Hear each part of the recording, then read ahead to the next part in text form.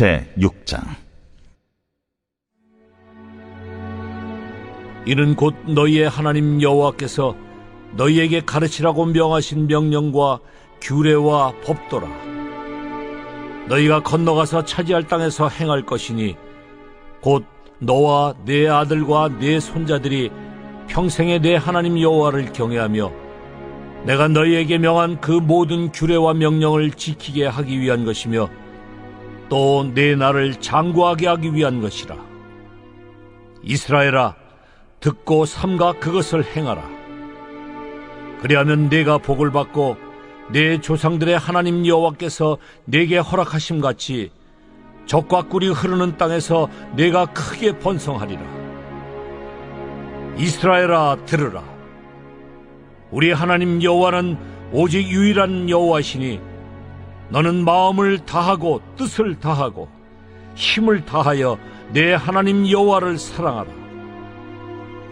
오늘 내가 네게 명하는 이 말씀을 너는 마음에 새기고 내 자녀에게 부지런히 가르치며 집에 앉았을 때든지 길을 갈 때에든지 누워있을 때에든지 일어날 때에든지 이 말씀을 강론할 것이며 너는 또 그것을 내 손목에 매어 기호를 삼으며 내 미간에 붙여 표로 삼고 또 내 집 문설주와 바깥문에 기록할지니라. 계속해서 하나님은 모세를 통해 약속의 땅에 들어가는 이스라엘 백성들에게 말씀을 주셨습니다. 하나님은 이스라엘 백성들이 약속의 땅에 들어가서 말씀을 지키며 말씀대로 행동할 것을 명령하셨습니다. 하나님은 이스라엘에게 말씀에 순종할 것을 명령하시며 자신을 유일한 여호와라고 말씀하십니다.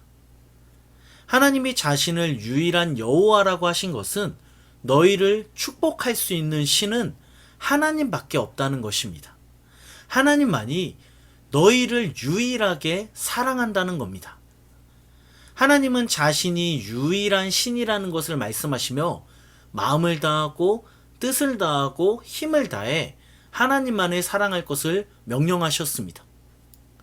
여러분 한번 생각해 보면 왜 하나님은 자신이 유일한 신이며 마음을 다하고 뜻을 다하고 힘을 다해 하나님만을 사랑하라고 하셨을까요?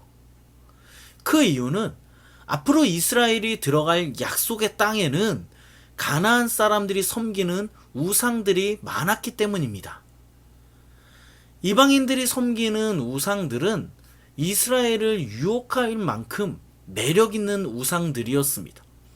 풍요의 우상이 있었고 성적인 우상이 있었습니다.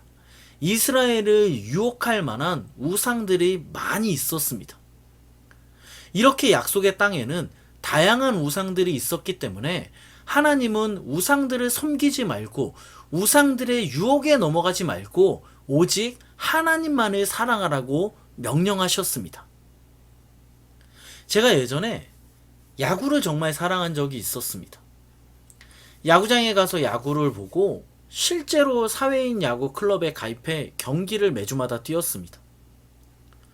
얼마나 야구를 사랑했는지 교회 사역이 끝나면 옷을 갈아입고 그 피곤한 상태로 야구 연습장에 가서 개인 레슨을 밤늦게까지 받았습니다. 야구를 너무 사랑하니까 집에 와서도 야구 방망이를 가지고 스윙 연습을 합니다. 그렇게 스윙 연습을 하다가 이게 형광등을 깨먹었습니다. 그 천장도 이렇게 빵꾸가 났습니다. 야구를 사랑하다 보니까 다른 것이 들어올 틈이 없었습니다. 덕분에 야구 때문에 그런지 대학원 성적도 계속해서 떨어졌습니다. 여러분, 사랑에는 힘이 있습니다. 사람이 사랑하는 대상이 생기면 다른 것이 보이지 않습니다. 제가 야구를 사랑하니까 정말 다른 것이 보이지 않았습니다. 사랑하는 여러분, 하나님은 왜 자신만을 사랑하라고 말씀하셨습니까? 우리가 하나님을 사랑하면 세상의 유혹이 보이지만 그 유혹에 흔들리지 않기 때문입니다. 하나님을 집중해서 사랑하면 세상의 유혹이 보여도 우리는 넘어지지 않습니다. 세상의 유혹에 흔들리지 않는다는 것입니다. 오늘 하루 이 말씀을 기억하며 하나님만을 사랑하는 저와 여러분 되길 예수 그리스도의 이름으로 간절히 소망합니다.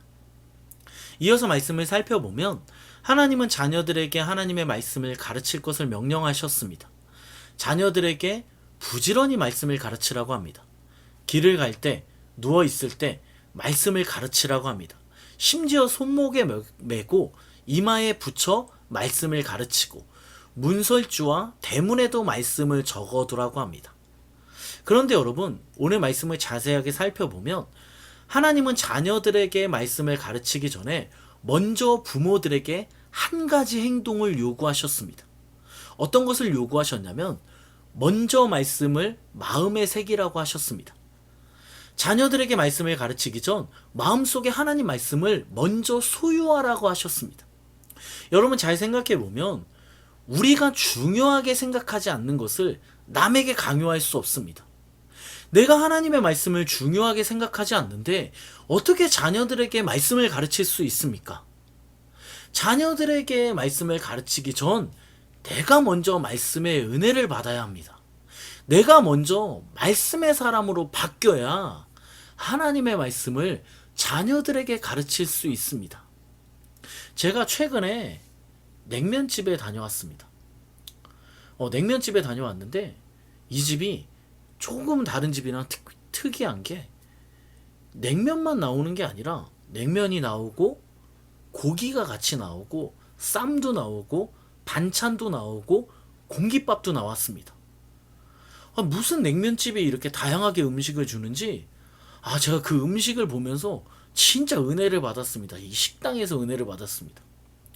여러분 제가 다음 날에 교회에 출근해서 점심시간이 되었을 때 사무실 목회자분들에게 무엇을 먹자고 제가 얘기했을까요?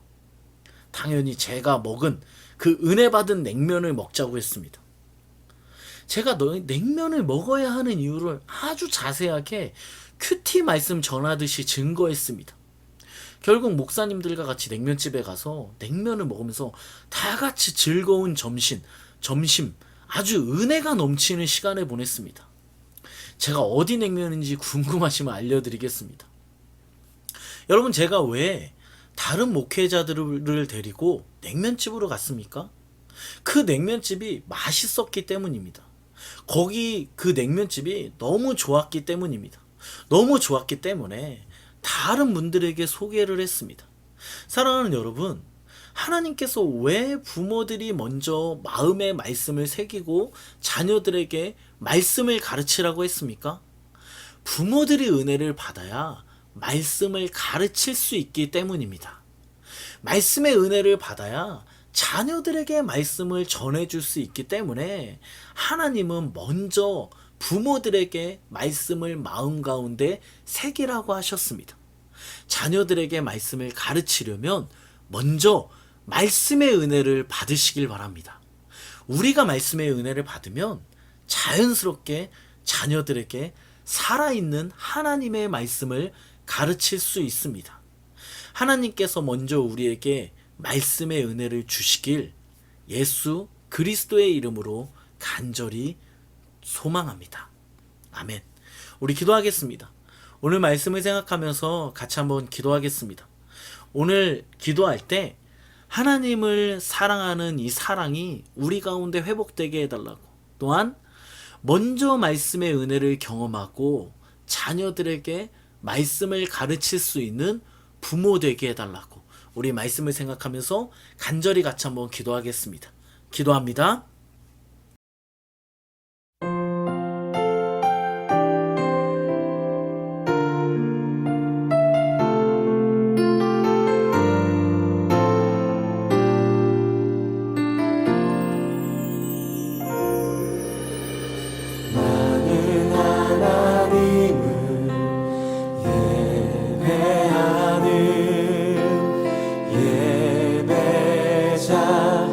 예배자입니다.